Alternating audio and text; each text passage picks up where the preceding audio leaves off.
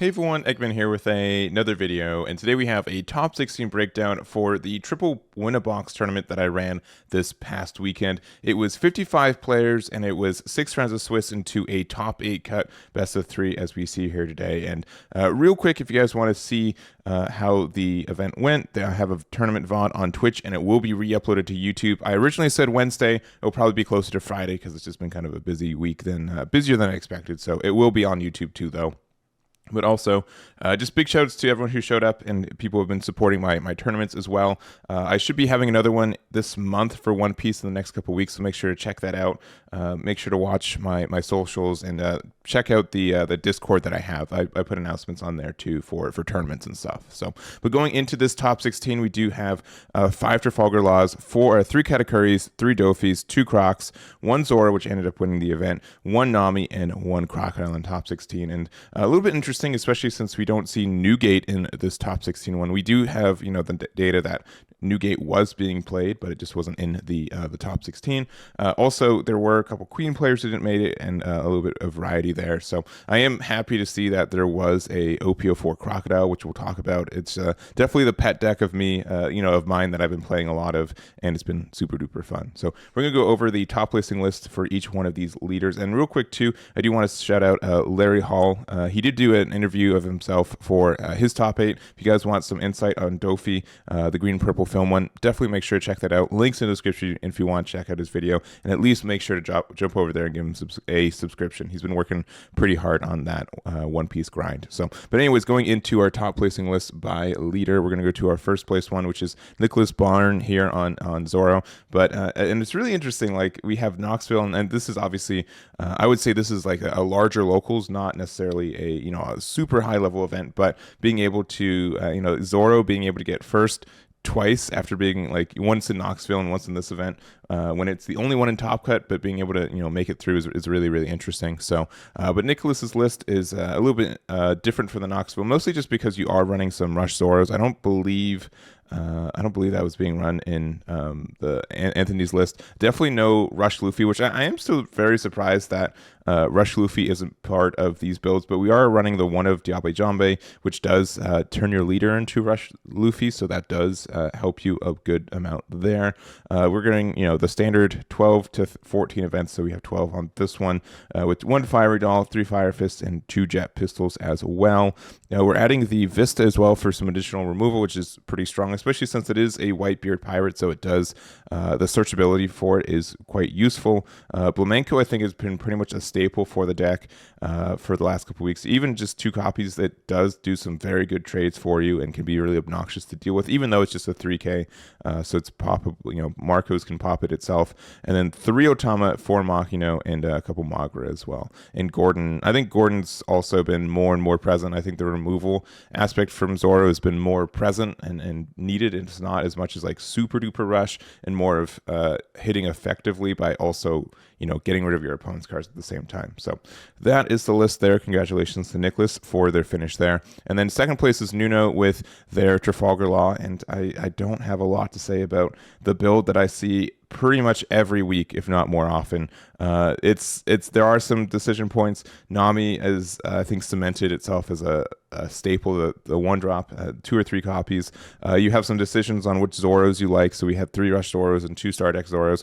We're running Brook, 2 Luffy's, and then a Rad Beam and Guard Point. So at this point, nothing too crazy. I think Sanji's been more popular since we are playing against more control decks. So being able to use this to take cards from your life if you need that card draw is there. But again, it's kind of what we've been seeing for the last little bit, and nothing, not that that's bad, but just nothing to really talk about. So congratulations to Nuno for their finish there. And then in top 4, we have Matthew with their Charlotte Katakuri. And this build does have like a couple interesting tech tools for it. Specifically, we have I still don't know how I feel about Yamato in the deck. It seems okay, but I do find especially if you're running 4 copies of Shirahoshi, being able to buy time, like Shirahoshi, and then afterwards Katakuri, put it back in your life, and being able to fix your hand again usually helps you a lot and makes sure that you can get your 10 drop without having to get there, which I think is strong. So I don't know how I feel about that. I think that could be something viable for you and can be really helpful, but it's just kind of interesting for you. And then obviously 10 drop is good. We have our vanillas, 5 Randoffs and 4 Parasparrows. I'm not sure what my ideal ratios for these are, but I think they're fine. 3 Sanjis, and it may have been an accessibility issues for the Sanji, and it may even be one for the Katakuri as well, because I do know Katakuri is pretty expensive right now, and Sanji's not immediately easy to get, but I think that's a point there, and just kind of the generically good yellow stuff we see from there. So that's the list there. Congratulations to Matthew for their finish. And then next up we have Greyson with their Crocodile. Greyson got top 8. Like he also got top 8 with Knoxville with Crocodile. It's a little bit of a different list, but it's the same player. Even both top 8 though. I would say maybe Knoxville's a little bit more impressive for a top 8, but this is the list for this one. So some changes and some things that I've kind of noticed from him for this one. We do have 4 Dragon Twister Demolition Breath, which I really do like this card. I don't know if it's at 4 is in my build, but being able to use it to be defensive and against stuff like Trafalgar Law and Zoro, which obviously are present, being able to get rid of a 1-drop and put it to the bottom of the deck is very good. And then also being able to, I do like Gum Gum Rain. I do think I like to do like a 2-3 split between Gum Gum Rain and Dragon Twister, just because you do have a lot of cards like Mithak as well as Kaido where you really don't have the time to play them. But we do also have Soga King, which this card is great for not only getting like the tempo back for you, but also being able to draw 2, trash 2. I think is kind of actually the kind of good thing about this, because again, you'll be lucky to resolve more than one Mithak or Kaido if you're playing against something that's very, very aggressive. So being able to do that is good. And also like Red Rock is a very good card, but when you're playing against Trafalgar Law and all their cards cost 5 or less anyways, 3,000 Worlds is just way better in that sense. So I think that's something that's impactful and important there. We have 3 Pacifista vanillas, 2 of the blockers, and there's kind of the standard stuff from there. Alvida can be very good if you against Trafalgar Law, if you can kind of afford to get rid of their stuff, which is nice, and then just everything else there. So that is the list. Congratulations to Greyson for their top 8 finish there. And then next up we have Sitthichok with their green purple Dofi, which has been obviously a very I'm still going to say that this is the most popular leader from the new set. We do have people on Rebecca did not top this event, but I think more people have been kind of understood that this deck does kind of high roll, and it really kind of depends on how many of these 10 drops you're able to find, which is not super easy in a deck that doesn't really cycle that much. And when it does cycles, it cycles for film cards, right? Which Dofi is not. So I think that is somewhat impactful for it. We do get some card draw if Guild sticks, which is nice.